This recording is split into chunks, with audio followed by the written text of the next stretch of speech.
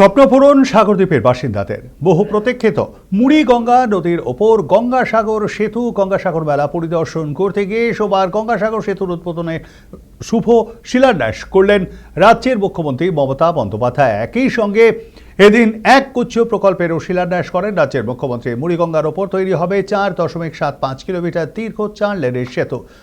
উভয় পাশে থাকবে 1.5 মিটার চওড়া ফুটপাত। গঙ্গাসাগর সেতু প্রকল্পে আনুমানিক ব্যয় 1,670 কোটি টাকা ধরা হয়েছে।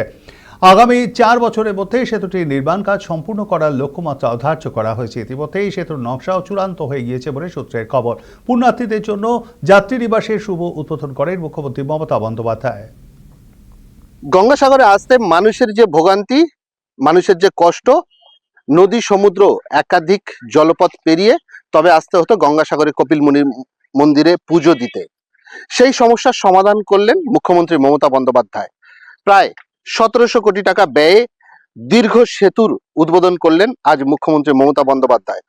তার যে টেন্ডার, সেই টেন্ডারও হয়ে গেছে এবং খুব শীঘ্রই সেই সেতুর কাজ শুরু হবে এবং অল্প কয়েক বছরের মধ্যেই মানুষের যে স্বপ্ন, মানুষের যে আশা, সারা বিশ্বে এই গঙ্গাসাগর নতুন যে চমক, সেই চমক একেবারে সড়ক পথে মানুষ আসবে গঙ্গাসাগরে কপিল মুনির মন্দিরে, সেখানে পুজো দেবেন, পূর্ণ স্নান করবেন এবং সব তীর্থ বারবার গঙ্গাসাগর একবার, এটাকে পাল্টে দিয়ে সব তীর্থ একবার, গঙ্গাসাগর আসবেন বারবার।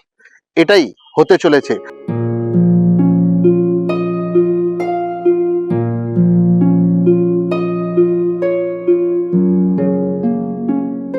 আমরা মুখে বলি না, আমরা কাজে করি।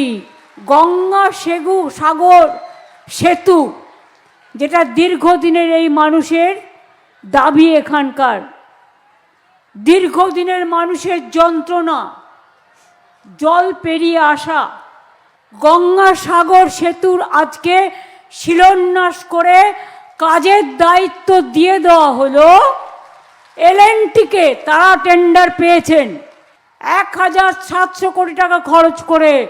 রাজ্য সরকার এটা আপনাদের উপহার দিচ্ছেন।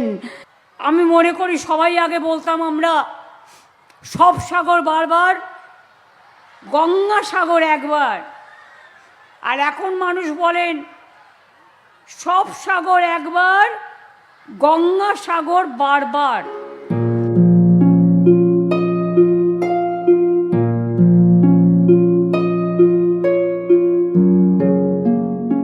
দেখার বিষয় কত তাড়াতাড়ি এই ব্রিজ সম্পন্ন হয় এবং সাধারণ মানুষের যে আশা, স্বপ্ন, ইচ্ছা সেটা পূরণ হয়।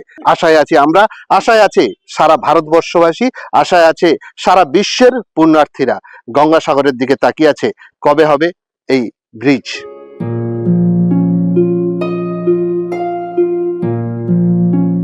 গঙ্গাসাগর থেকে জাহেদ মিস্ত্রি, সময়, কলকাতা।